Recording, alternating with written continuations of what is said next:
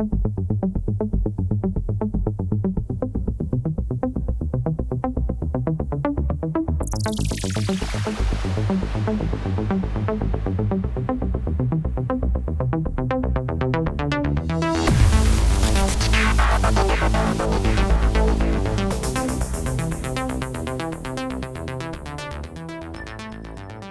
morning, everyone, and welcome to our webinar on the state of retirement outcomes in South Africa.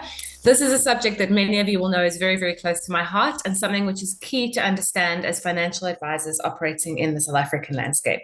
I'm so looking forward to sharing this information with you today, and I hope you'll get a lot of value out of your time with us. I'm Jennifer Anderson from Innate, and today I'm joined by Anne Cabot-Allitshauser, who is the Adjunct Faculty and Practice Director of the Responsible Finance Institute at the Gordon Institute of Business Science.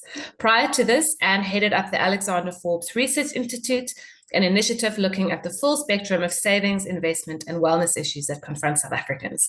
She has spent the past 10 years grappling with the question, how can we rethink finance and the financial services industry to create more meaningful outcomes for developing countries? Anne is an absolute guru of our industry and someone whose work I have so much respect for. So I'm very grateful to have her with us today. Anne, welcome, and thank you so much for joining us. Well, thank you, Jennifer. I don't know whether to say good day or good afternoon or good day, mate, or whatever it is. You're in Australia, I'm over here. I don't, it's all very confusing. Truly global economy, aren't we? Right, before we get into content, just some housekeeping. Details on CPD points will be confirmed after the session. And as always, we're very happy to take questions via the Q&A section at the bottom of your screen, and we'll try to answer as many of these as we have time for at the end of the session. Right, and can you kick us off, please, with an overview of some of the biggest shifts and changes you've seen in this space over all your time researching the South African retirement industry? Okay, I asked you this question before we started, and I'm going to ask it to the audience. How uncomfortable do you want me to make your viewers in terms of my reply? If you know me well enough to know that the last thing I want to do is go over old ground with people that they've already heard elsewhere. So we can put various different lenses on this question, and you give me an idea where you want to start. We can either talk about what sort of policy changes have been made due to political pressures or due to social changes and what have you, and discuss how that has impacted the industry. We can talk about where the financial services industry has sort of responded and what they haven't done, or we can talk about where the future really lies. And I love talking about that because I think we're really at a tipping point when it comes to financial advice. I don't think there has been a more urgent period in our history in finances for people who need financial advice. But it's not the kind of financial advice that we're currently focusing on. So what I don't want to do is make people feel, oh, how on earth am I going to be able to address it? I think it's time that financial advisors and the financial services industry comes together and starts thinking about what this future is going to be. I know you want to focus on retirement, but in a way, there have been so many shifts over the last decade, to say nothing about the impact of COVID. I mean, you know, you're hearing all about, oh, we're going to live forever. Oh, maybe we won't live till next week, you know, the way things are going. So you are entering into a period of more uncertainty than we've ever seen. And your problem is the way the retirement industry is currently structured. It's structured around certainty. It's structured around a sort of a continuum, a sort of a life cycle that the actuaries have put in place, Modigliani and Merton and people like that. We can go right back into the history of how that life cycle is supposed to work and how, as an advisor, you come in right there when that income stops being generated by your salary and you have to now live on the income you've accumulated. That world is gone. Okay, we're now in a very different dynamic. So how do we respond to it? And those are the kinds of things that I think we need to really address here, because it changes the game completely. No, I totally agree. I think let's start with a bit of But background. we can So maybe start let's with go back pension to the funds. past and then move into the present, and particularly where you see the future going. So maybe as a starting point, let's talk Yeah. through some of those big shifts. I sort of feel in the retirement space, particularly, a lot of it is driven by, as you say, politics, regulation, etc. So Well, yeah, if you could maybe give us regulation follows politics. that's right. So if you could maybe talk us through that as a starting point, so that we all come from the same base there. So I think probably the most interesting, most profound thing that's really happened in globally, and South Africa was one of the first to really start moving into that space, was the move from defined benefit funds to defined contribution funds. Now that sounds like, oh, there's a throwaway line, oh, we've shifted all the risks to the members. But stop for a minute and understand what, in fact, the financial services industry globally has done.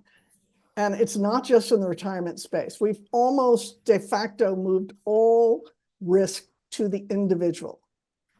Now, you can argue that, well, who really understands how to address that risk without financial advice? Not many people. I couldn't. Certainly. I mean, I'm in financial services for 40 years, and I probably couldn't do this myself. There's all sorts of modeling problems I'd have to be able to think about, trade-off problems I'd have to be able to think about, but I'd have to be able to think about that holistically, because it's not just the move from the defined benefit to the defined contribution fund that's happened. It's also the fact that your financial services industry hasn't caught up and recognized that by shifting that risk over to the individual, what have they done to sort of provide that continual advice framework that starts from the minute that person gets that first income check to whenever they need to be able to draw down from some source of income that isn't being provided by that check, that regular check? Where do they turn to? So in between is a whole mess of stuff that we need help on that we're not getting help on. So that shift in moving risk over to the individual, there are very few areas where the individual hasn't assumed the risk. And to do that without advice is hugely problematic. No, I agree with you. And that's the biggest thing. And what drove that change from defined benefit to defined contribution? What was behind that shift? Well, I think, if the argument here in South Africa, of course, is that the unions drove it. And the unions drove it because they didn't trust the fact that the employers might or might not be keeping back some of their savings. And so it really started there. And that's when I say it was a sort of a political, okay, if that's what you want to do, let's try to open up that floodgate. But understand that it was in the interest of the employer as well to do that, because that meant that they no longer had to manage that risk of not being able to fulfill those benefit obligations. But once you did that, the other critical thing that happens is that you also have tax shifts in terms of things like where we had the introduction of fringe benefit taxes. So a lot of things that employers used to do for employees, whether it be housing support or education support or any number of different sort of medical support, these things suddenly get deemed to be fringe benefits. And, so the employer backs away from fulfilling these things. And you throw on top of this the apartheid history, where people are concerned about the paternalism that we're getting from the employer. And, okay, fine, I'm not going to be paternalistic anymore. You figure out what you want to do. And you're doing that in a country where, remember, pension funds aren't, designed for the top wealthy people. They're designed for all employees, even though that's only probably about 11 million South Africans. And therefore, you're having to accommodate quite a diverse population here. That most of which, probably 80%, had not been able when we made this shift from defined benefit to defined contribution. They didn't have the benefit of intergenerational wealth transfer, because they couldn't own properties. They couldn't own, access to financing was limited. So without these sort of core things, you now have a real problem here that hasn't been properly addressed. No, Those, it makes it quite a scary picture. And I mean, when we think about how our pension system stacks up internationally, we had a very interesting conversation because I read a pension index, which is the Mercer CFA Institute Global Pension Index, which yes, for my sins, I quite enjoy reading every year. And South Africa this year rated 38 out of 47 countries, which sounds quite poor, but actually, if you look at our rating, it's not too bad. And that's a score of 54 out of 100 based on the 3 pillars that they measure. And those pillars being adequacy, which is how much is a client getting, how much is a member getting, sustainability, can the system keep delivering, and integrity, can the system be trusted. But when I raised this with you, Anne, you had a fascinating point that in a country like South Africa, we're actually measuring the entirely wrong thing. Yeah, and I have this, David Knox is the actuary in Australia who was instrumental in launching this with the CFA, at Mercer and then later on with the CFA Institute. And he and I have spoken at length about why the index doesn't really work properly.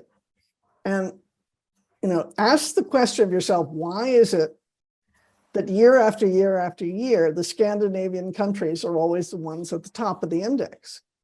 And the answer is very, very important to understand, because where South Africa fails is not in its pension funds, but the fact that a pension fund is part of a whole continuum of what I call social benefits, social protections, that government is kind of obligated morally, really, to provide for its citizens.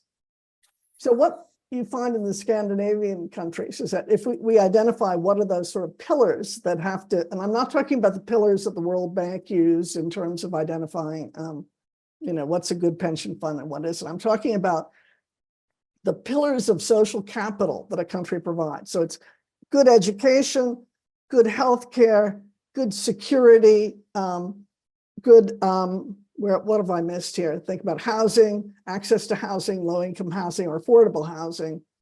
And then over here on the left-hand side or right-hand side, whatever you're looking at here, is the pension fund. And the pension fund comes last because that's your last gasp in terms of all of the things that throughout your life you depend on to be able to be secure and have an underpinning. Now, Scandinavian countries come first with their pension fund because they have all those other social capitals filled up. They're providing that. So there's no reason why a citizen in Scandinavia shouldn't put their all into the pension fund and not worry about taking it out because they've got these other things covered. We don't in South Africa. Our entire savings model is dependent on this end goal of saving for retirement in a country where you haven't had multi-generational wealth transfer, nor do you have any of the other social protections. And it's not because we haven't tried. We've put plenty of money into education, put plenty of money into healthcare and all these things. I don't have to go into what happened to that money. It didn't go where it was supposed to go. So we've had a failed system on that side. And you can't argue that the pension fund has failed. It's only failed because it's the last gasp for the individual. But having said that, I do have to say that if there are other shifts that have happened globally, it's a recognition that a lot of the assumptions that we had about what's required for, all those rules of thumb that you have, the heuristics that our industry is sort of predicated on that came from our actuaries and what have you. The recognition is now emerging that those are based on a world that probably doesn't exist. It definitely doesn't exist in South Africa and never did exist. But it's also emerging that it's not the same world in the United States anymore either, where you're dealing with issues of longevity, where you're dealing with issues of as I said, COVID. When do you retire? Well, for a lot of people, COVID knocked them out completely out of the game. And where was there? I mean, that's not retirement savings. Healthcare right now is an absolute crapshoot in terms of what you're going to need and when you're going to need it. So if we don't have a way of approaching financial advice, forget just retirement, but financial advice in a holistic framework, when healthcare is probably the most important thing within here, you know, then how does a financial advisor work anywhere? That's happening on one side.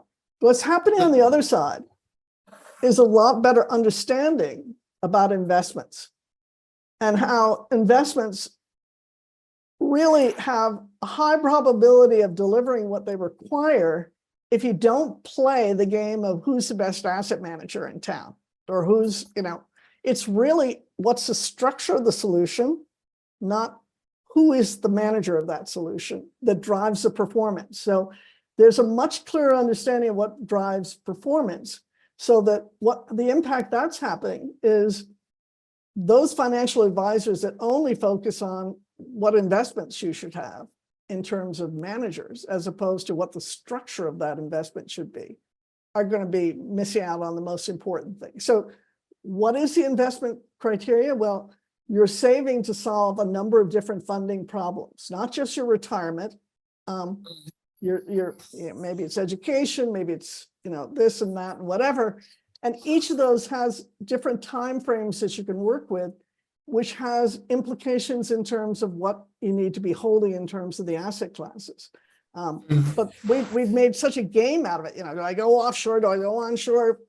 You know, do I do this? Do I do that? You know, which fund manager do I pick? That is irrelevant unless you understand where are your liabilities for that particular funding problem. If they're only here, if those liabilities are here in South Africa, then your exposure to offshore should be very limited, because you're just going to introduce more and more risk into the equation, because we have enough risk embedded in our own local exchange, and the fact that so many of our top 40 companies are multinationals, and therefore they have brand risk embedded in them.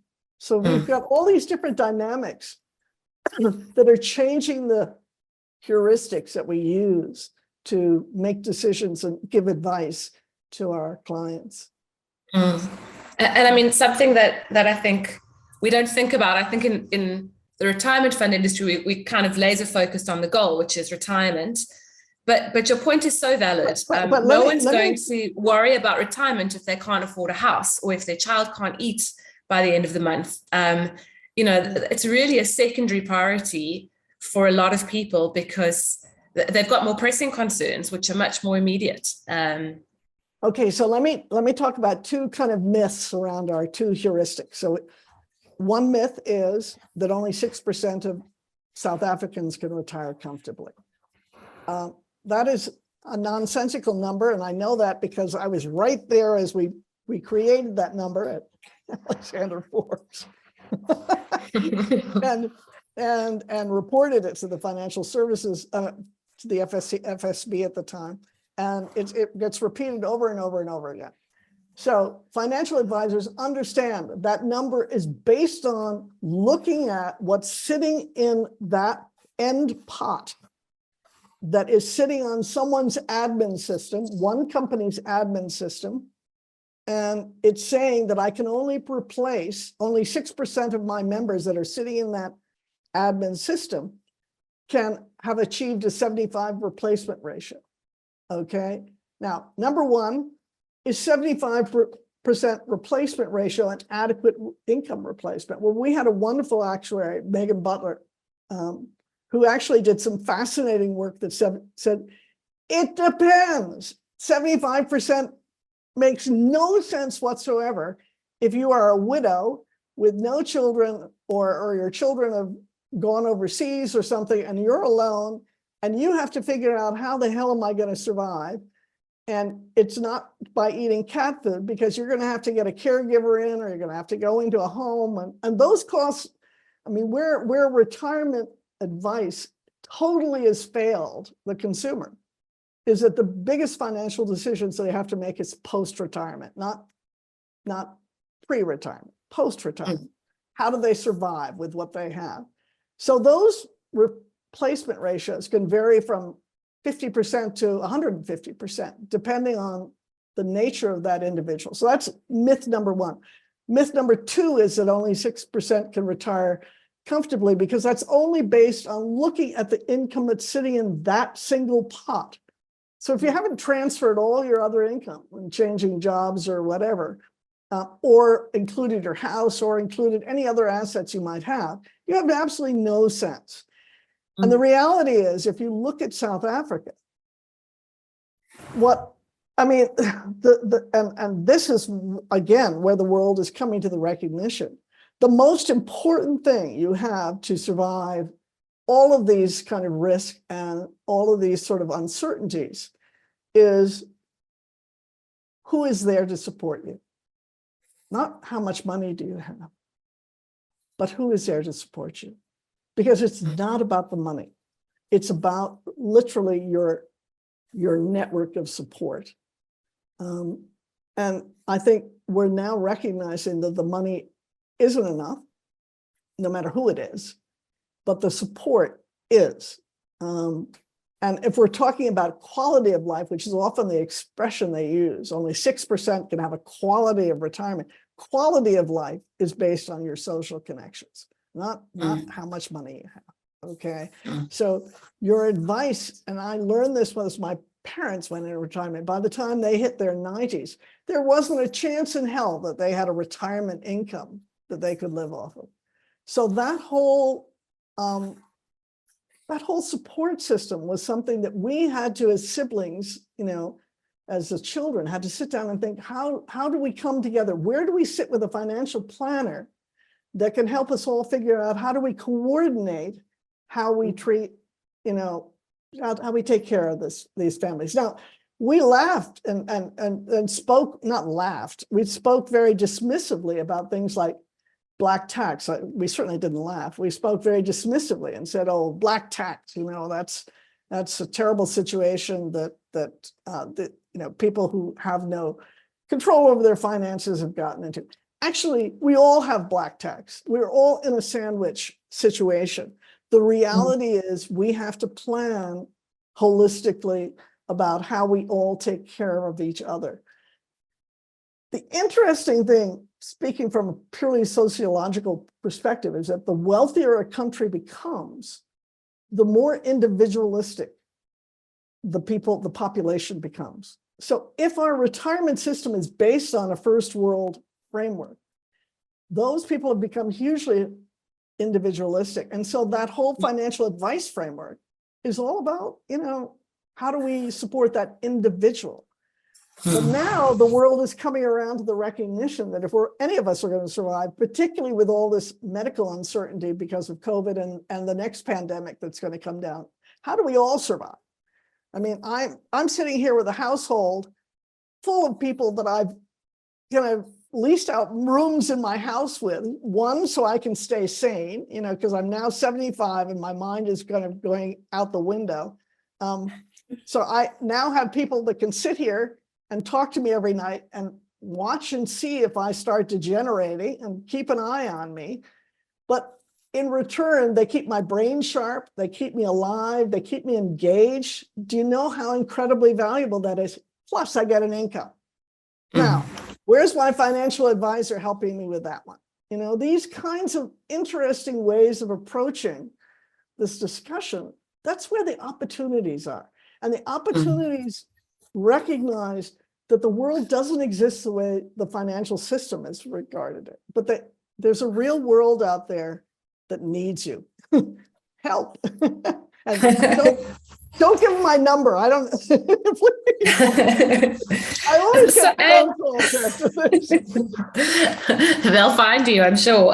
So Anne, I mean, if we talk about kind of COVID, you've touched on COVID, and I mean, in your view, what is the impact of COVID been on the world of financial services and the world of financial advice? I mean, we're it's sitting from here kind all of 4 years modeling. later and Yeah. almost can't believe it, but here we are. So what are your thoughts on that? So remember, most of this stuff is based on modeling, actuarial modeling. And a lot of this modeling is just gone right out the window. It's very hard to really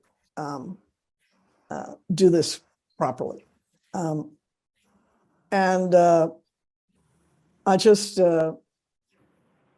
I think that's probably the biggest thing.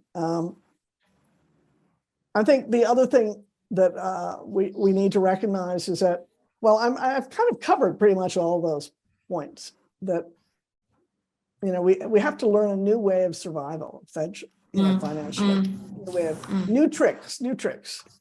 But financial advisors are critical in here because they bring people together, and they bring generations together, and they bring, they kind of, you need cross-subsidization, essentially.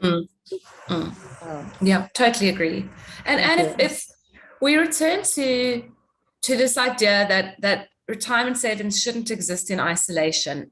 I mean, you did a fascinating piece of work in your time at Alexander Forbes around what would it take to provide more holistic support to an employee? Okay. Good point, because I'd almost forgotten that. This is my latest kick. I think umbrella pension funds, I understand why they exist, but I think a far better idea, a far more interesting idea that the financial services industry could really add massive value to South Africa on is what I would call umbrella employee benefits funds. Now, an umbrella employee benefit funds take advantage of two different things.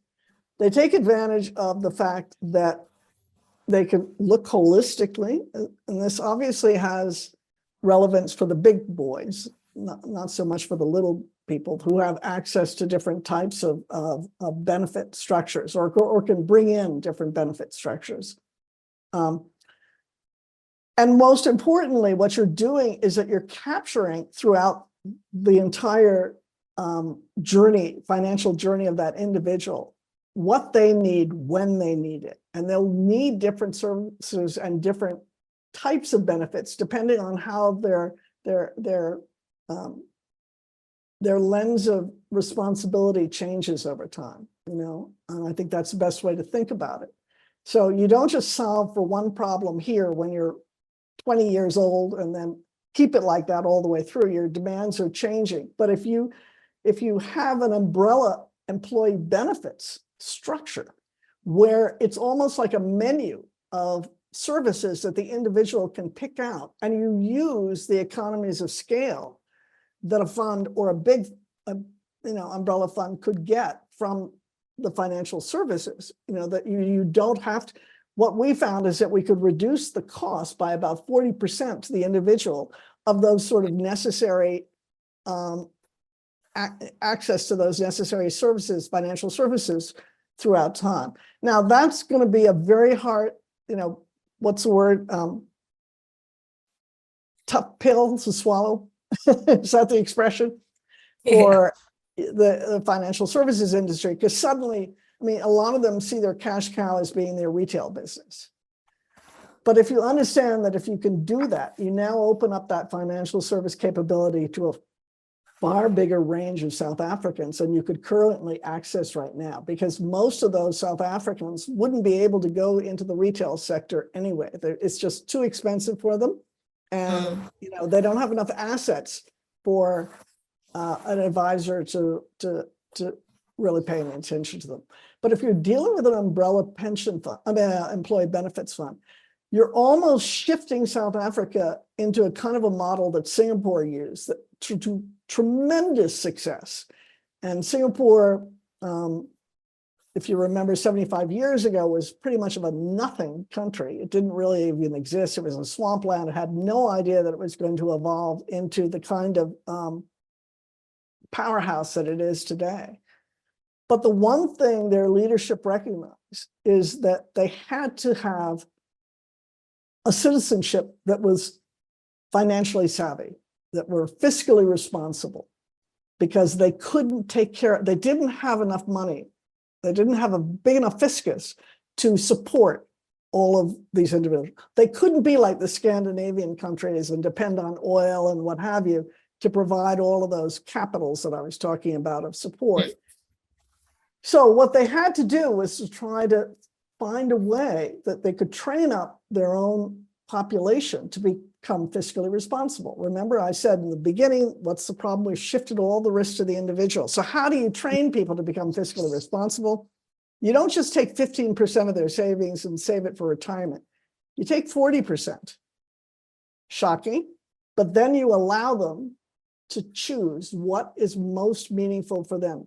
Do you want help with housing? Do you want help with education? Do you want help with medical costs? Do you want help with retirement savings? Do you want help for your parents? Do you want help for your children?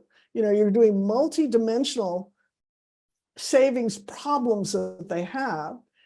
And there was always a minimum, there was an underpinning that they would calculate every year that said, okay, what is going to be the cost of keeping you out off of our books, you know, from being totally destitute, and let's just buy you a kind of a ladder of bonds that the government will provide to make sure you have a kind of an inflation-linked underpin there through time, and then you can do whatever you want with the rest of it.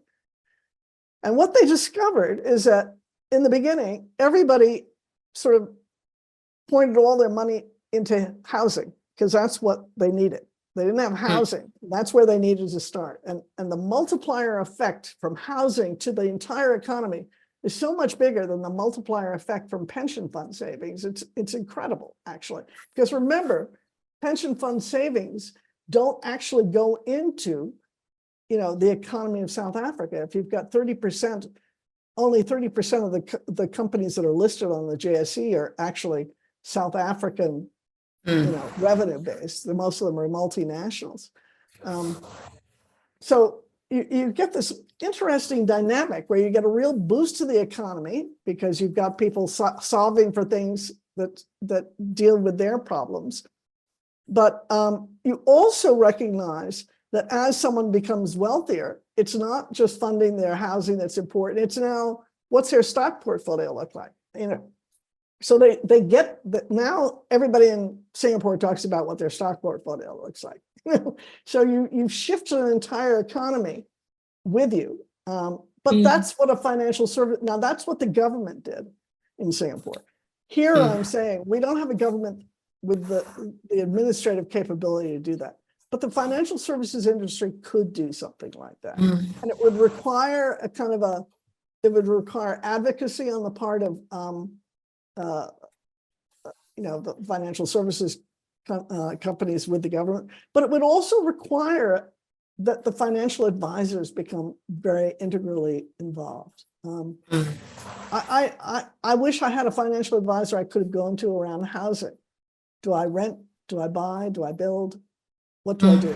You know, where is that advisor? That's so right. Or in retirement, is it life rights? Is it, you know, or trust system? Is it, you know, all of those options? Very confusing. But I think it's absolutely fascinating. It's such a different way of thinking about helping, you know, helping your average employee. And one of the things that obviously comes out in that kind of framework, that discussion, is that people sometimes need money now. You know, their house gets burnt down, or their roof blows off. Probably a great example for everyone living in the Western Cape this week. And me, you know, my roof didn't, I have to get the Thatcher in. Yeah, that's right. And I mean, that brings us to Two-Pot, right? And that's this conversation is one of the reasons that Two-Pot came about. Is that correct? That's exactly right. So I don't know how many of you remember David McCarthy at National Treasury. He was pretty much hated by everyone because he thought everybody should go passive and that the industry was charging much too much money. So the financial services industry hated him. But I mean, I had long talks with him about 10 years ago around this concept. And he had done his doctoral thesis on Singapore, actually, interesting enough, which is why I connected with him, because I was really interested in Singapore. And his thesis basically said, oh, yes, but you come out asset rich, but cash poor, and that was a problem. And so we talked about how one of the most important things that you have to build into a system is an emergency savings vehicle. And I think Old Mutual had done some work, really interesting work on, what would the average South African do if there was a crisis? And it actually looked at different income groups and different ages and said, if you only had X amount, if a crisis occurred, how many months of savings do you have to live off of? And the numbers were just horrific. So somehow we needed to build into this sort of umbrella scheme that we're talking about, benefit scheme, an emergency savings vehicle. And all of this is back in, the Benefits Barometer 2016 had this whole analysis where they took each one of these, and you can get that if you Google Benefits Barometer 2016. You can't get it from Forbes anymore, but you can get it on ESU. And so we start with the emergency savings as a starting point. But at that time, we hit a wall trying to introduce these ideas because David went around to all the different financial services companies and found out that their admin, which were geared towards pension funds, couldn't make the shift to the individual and look at the individual in this sort of individualized perspective.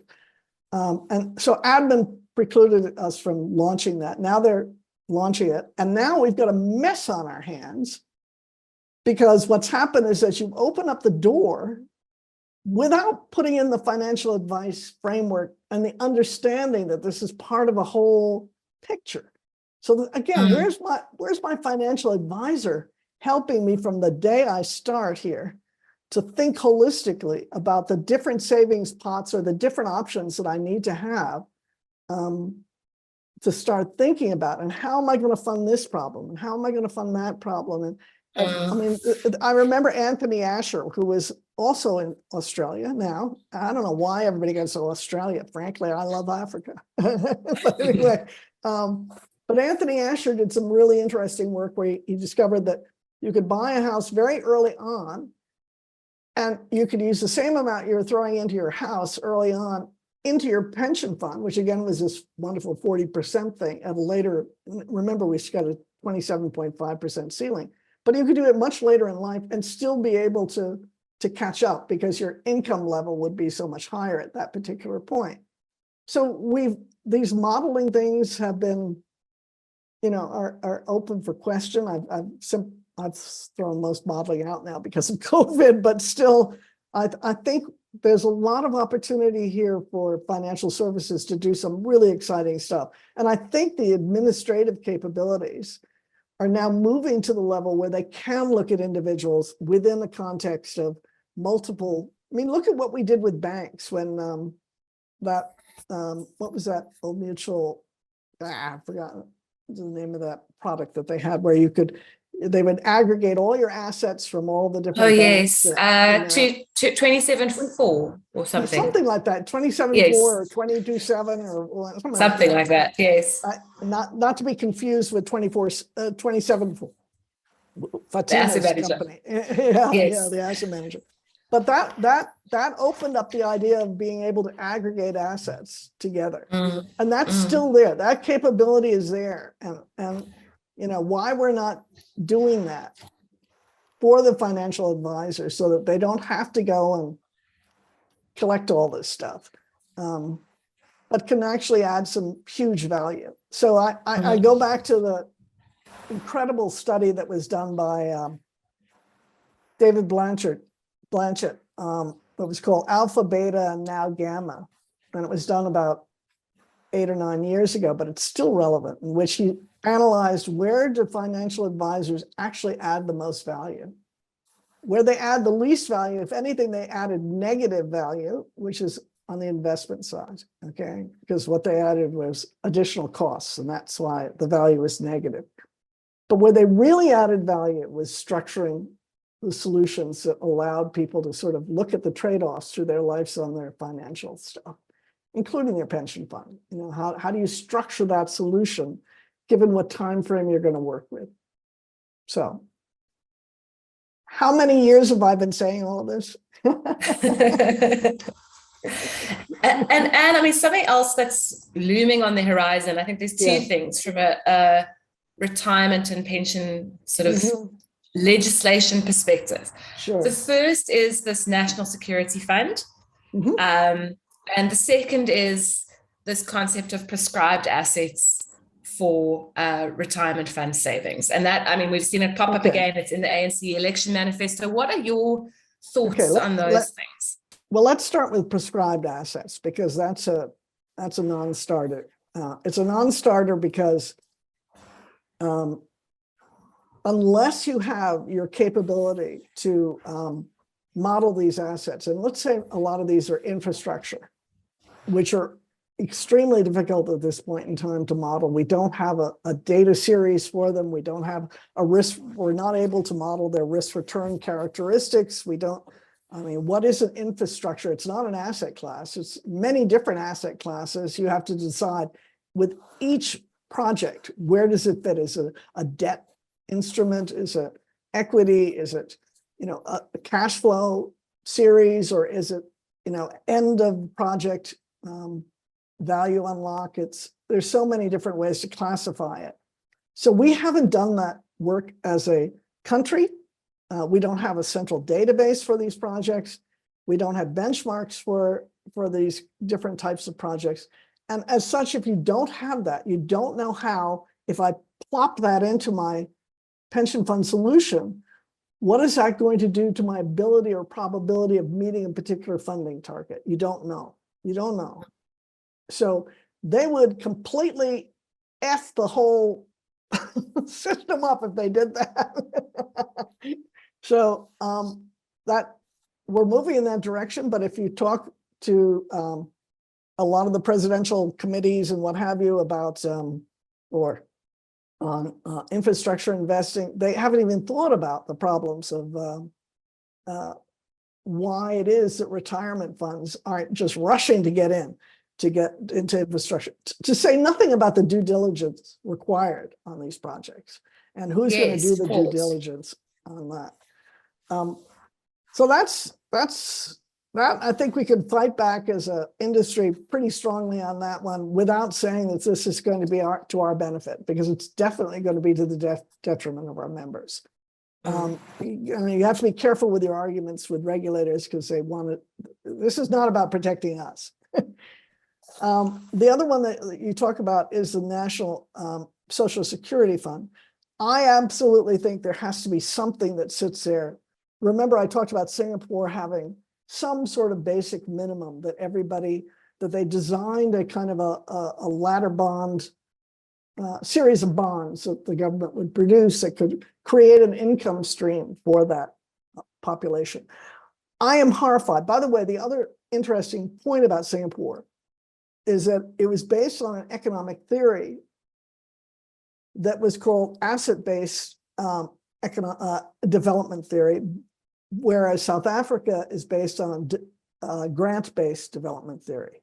Now, asset-based development theory says, teach somebody to be, fiscally responsible.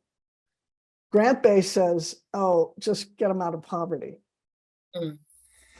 Sorry, we cannot continue on a grant-based basis. We're not moving anybody up. We're just, making sure that people don't die. So my comment there in terms of a National Social Security Fund is it does do that kind of underpin if you get to, a point where you have no income and, you absolutely need to be kept afloat. The industry hates it because of the fact that it takes assets away from them.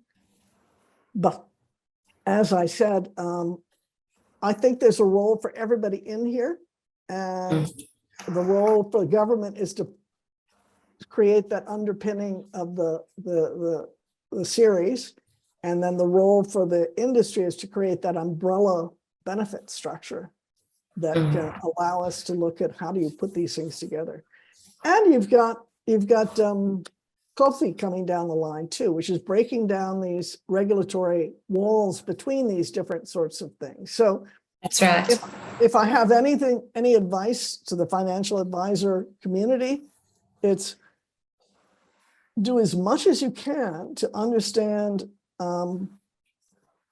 the holistic approach, the cross-sectional problems that come in, and don't stick to your lane, for goodness sakes, because that's not what life's all about. Life's not about sticking to your lane. It's about understanding how systems work, how the whole totality has to intersect.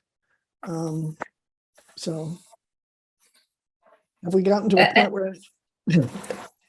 And last point, before we finish off and go to some of the questions I can see coming in, and that's around Regulation 28. I think a fairly contentious subject for a lot of people. If you speak to, I spoke to a person in the financial services industry the other day, but not in our industry, not in retirement savings. And he was flabbergasted that we had these restrictions on investments, even more flabbergasted that if your investment outperformed, you had to then pull that money back after 12 months and invest less in that outperforming asset. So I think something that obviously is intended to be there for the protection of members and the protection of savings, but sometimes perceived as having an ulterior motive. So what are your thoughts on Reg 28? Okay, I'm going to be pretty brutal here, especially about, Regulation 28 saved our bacon in 2008. It saved our bacon. And Regulation 28 is probably one of the smartest things that we did, because it basically said, guess what, guys? It isn't about guessing whether I should go offshore or onshore or suddenly all in equities or not in equities. In other words, it didn't put the game into the hand of the financial services companies to try to figure out how they could, let me be brutal, make as much money as they could off of this whole thing. And usually if you go offshore, you make more money. If you did this and that, if you go into all equities, you make more money. Think about it, guys. I'm talking to the wrong audience, but anyway. So what Regulation 28 did is that it said, this is the asset mix that will at least give you enough diversification that your clients won't drown, okay? And yet you could go down to a lower risk if you want to. You just can't go any higher than this. That was smart. What's happened now is that, and you make the comment about, oh, well, what do I do if I'm in this asset class and it's moving upwards and why should I have to pull my money back? Well, because, and maybe 1 year is problematic, but most good, if you want the highest probability of meeting your funding requirement, what you do is that you're constantly rebalancing your portfolio so that you don't end up moving out of your risk parameter. And therefore, if you do have a big knock, you completely destroy what you built up. So you're creating, there are lots of different models for how you do rebalancing. I happen to like the one where you kind of rebalance back halfway to whatever your, I'm going to say K factor, which K factor is your risk parameter, So whatever the client has said, that's my risk parameter. You don't go all the way back to it. You go back halfway so that you still have some of the momentum in there. But reversion to the mean is what we live with in this market. And therefore, bringing these things back has some logic if you're trying to stay in a kind of a high probability solution. Okay, allowing it to just go. I remember doing an analysis after the crash of which one? Perhaps we've had so many. I can't remember which crash, but anyway. And what I found fascinating about doing the analysis is that it basically showed that people that were managing balanced funds weren't doing really any active management that was adding any value, okay? They were just letting it run, and if the equities were going up, they just let it run. Nobody was pulling back. Nobody was pulling back to the optimum level. And I think that's what happens. That's sort of human nature. So Mm. your rebalancing framework is incredibly important in trying to meet a high probability outcome. It's funny. I don't think it was ever intentional, but Reg 28 do all these things, but it did, and we shouldn't poo-poo it. And remember, the question is always, what are your liabilities? Where are your liabilities? When I retire, what portion of South Africans go overseas? Well, financial services industry, it looks like everybody goes overseas, but they're just watching all us white folk, right? And they're not paying attention to the people that are going to have to live here, whose liabilities are here. And, I know that everybody and their dog in the financial advice world thinks that the Rand is always going to go down, but it doesn't. It doesn't. And it won't.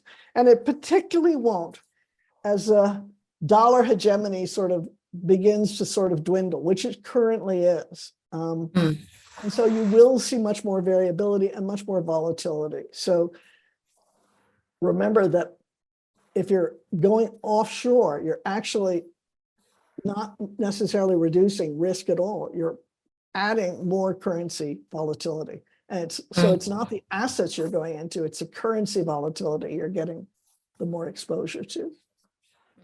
100%. And you've already got a lot of currency volatility sitting in your JSE already. That's right. That's right. And any quick closing thoughts before I hop over to the questions? Oh, brother, guys, we need you. We need you desperately. But more importantly, you need to get your financial service companies, cottoned on to the real opportunities that are out there. They need to understand there's money to be made here. I'm not a socialist. I'm not sitting there saying, all right, maybe I'm a socialist, but anyway, I'm not a socialist. I'm a social capitalist, which is what the Scandinavian countries are. I believe government is responsible for one thing, and we are, as an industry, responsible for another. But financial advice is a profession, just as being a doctor is a profession. And if we treat it like that and realize what a profound impact we have on people's lives and take that seriously, we can bring the trust level from financial advisors is probably down here. I wouldn't use one. Sorry. But I appreciate that the business model is the problem. The business model is the problem. But I think there's a lot we can do with the business model. We just have to start moving in that direction. Okay, I'm going to shut up because I'm sure there are questions. The first question, Anne, actually plays exactly into what you were saying now, which is, how do financial advisors assist people with all of these life challenges and this holistic assistance that we've been talking about today, but still make money, still survive financially? Yeah. I think it's a great question from Johan Buertzer. So thanks, Johan. And what's your take on that? Okay, so if you go for this umbrella employee benefits concept, I believe there needs to be almost a required financial advice framework that's embedded into your pension fund system from day one. And so you're not doing employee benefits for the whole company. You're not saying, okay, what employee benefits and getting the economies of scale for the whole company.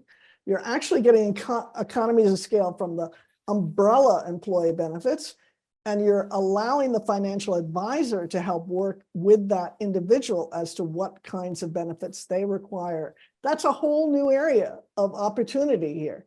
And that's something that it's not going to mean that they're going to get the super profits that they get now, but that's not the model that, think about it. If we had, I've called financial planning, let's call it somebody made a really wonderful distinction between financial advice and financial planning. Financial advice was sort of the investment stuff and pick the great fund manager. Financial planning was, what does somebody need at what point in someone's life? Now, should they be paid this ridiculous amount of money that people earn? Or should they be encouraged to treat everybody fairly? I mean, remember, TCF is part of FSCA. So if you go that model, you're going to have to treat clients fairly. So it means that we're going to have to pay advisors based on the job that they fulfill, which is probably a lot more than being a teacher, but a lot less than the guy who only has high net wealth individuals. Okay, we need to attract people into the industry who want to provide that service. People who want to be coaches, people who want to be, not people who want to come in because they can make money, okay, but people who want to actually help people out. So you're attracting a completely different type of person. The same is true in asset management, by the way. We pay asset managers far too much money for what they do, because they have not because they're not intelligent and skillful, but because they have very little control over their outcomes. And because they have very little control over their outcomes, they have far less influence in adding value of a person's life than, say, a teacher would or a financial planner would. You know, a financial planner adds much more value than an asset manager could add, and yet we're not paying like for like. That's so true. That's so true. All right, next question from Frank Agliotti. Thanks, Frank. And he says, Anne, what keeps me up at night is the SASSA system, which only provides pensioners with 2,050 Rand a month. When we consider the impact of cost of living, how can this problem be solved? This value should surely be closer to 7,000 to 8,000 Rand a month. Sure, big question, Anne. Well, do you have a view for us? You tell me where the money is going to come from. So this gets into the basic income grant kind of concept, and it gets into, again, okay, remember that I said that the Singapore solution was to come up with enough money that it was inflation linked, right? That by the time you needed that money, it would keep you from becoming destitute. Okay, so what you're shifting from, I know understand it took 75 years for Singapore to do all this. These things take massive amounts of time to start working on it in bed.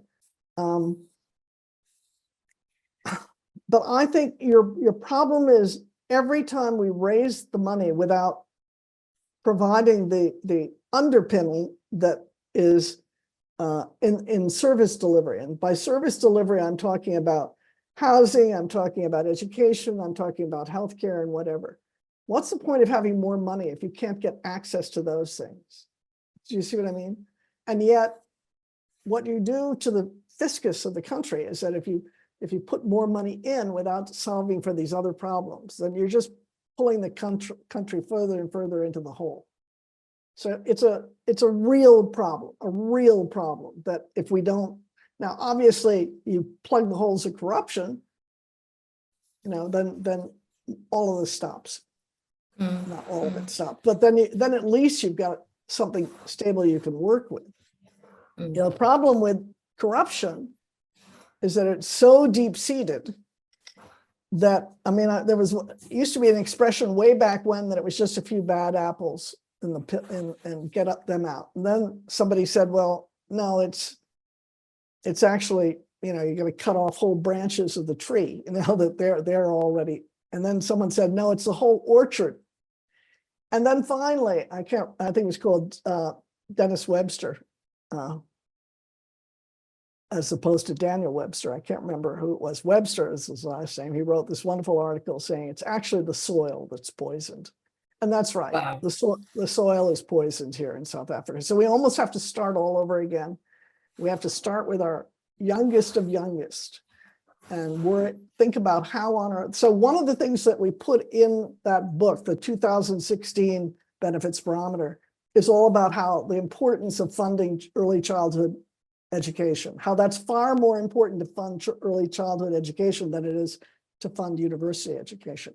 So financial advisors, they're always solving for universities, whereas how do we solve for early child? How do we loosen up enough money that somebody can get the proper nutrition and care?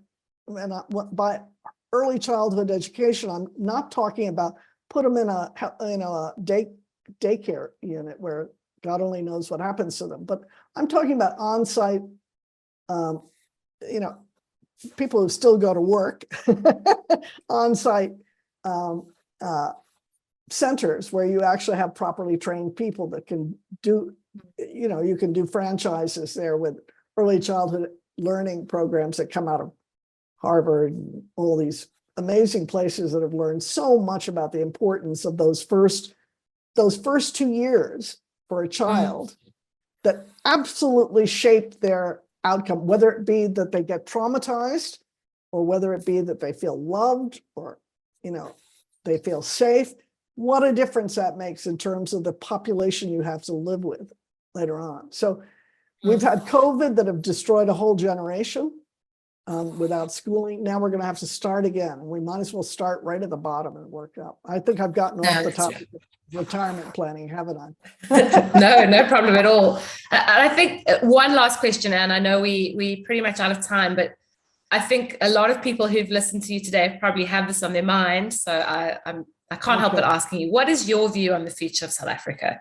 Well, I'm here, and next month, I'm bringing my brother over from the US to live here in retirement, because I happen to think it's probably, I don't know who can afford to live anywhere else, frankly. But I also think when there is crisis like this, there is opportunity. Right now, it's the biggest opportunity for the financial services industry and financial advisors, and I'm not going anywhere. I love this country. I love the diversity. I love the craziness of it. I look at the US and I cannot imagine a more dysfunctional part of the world. I cannot imagine. So, that's just become a scary country. But here, you have an opportunity to do something big. We just have to get through the end of May. God only knows what that's going to give us to work with. And by the way, I do not think that all the answers lie in the private sector. I think that unless you can have a proper collaboration between a stable government and a stable citizenship and a stable private sector, you have nothing. So that's so true. All right, before we close off, I have a first of all the webinars that I've done at Innate, and that is, Anne, we have had a marriage proposal for you come through in our Q&A. Okay, so please marry me, Anne. So that definitely is a first. Well, how do you feel about marrying into poverty? Okay, I just want to put that out there. So Anne, thank you so much. It's been absolutely fascinating. You just are someone that I think we all have so much to learn from, and I could spend days talking to you. You are really, really just such a wealth of knowledge. I owe it to Edward Kieswetter, who gave me this job to run the Alexander Forbes Research Institute, who said, go out there and find out everything that's been wrong about the financial services industry. And if I hadn't had that opportunity, because I've been in finance and I've been an asset manager for 40 years before that. By the way, anybody wants to marry me, you better know how old I am, okay? But my parents all lived to about 100, so there's a lot more room left here. And my father remarried at 75, so that's pretty good.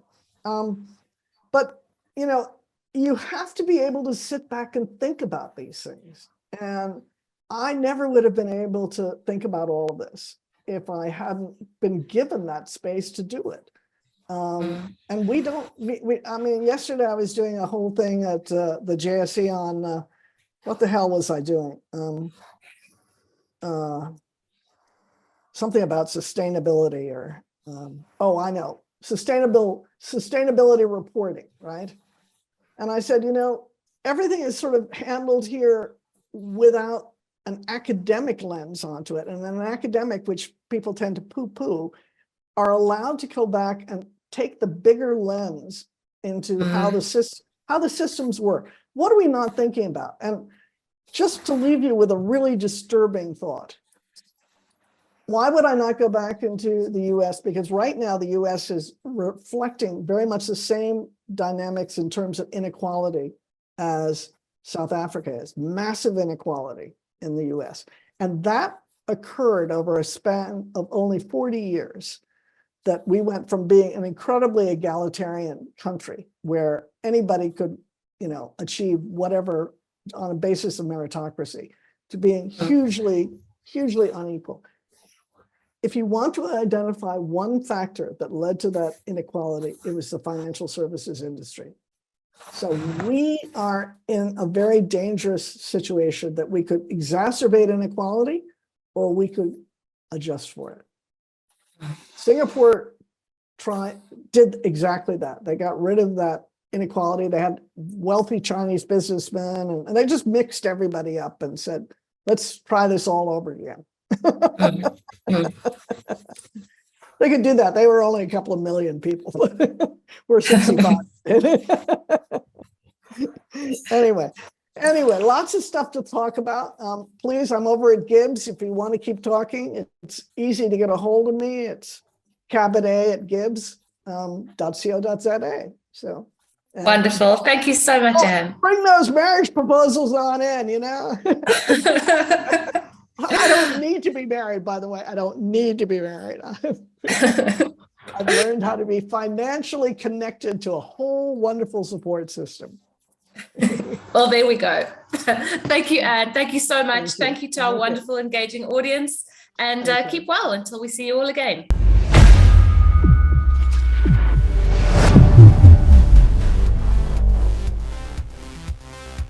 Innate is a registered trademark of Stanlib Wealth Management Pty Limited, an authorized financial services provider.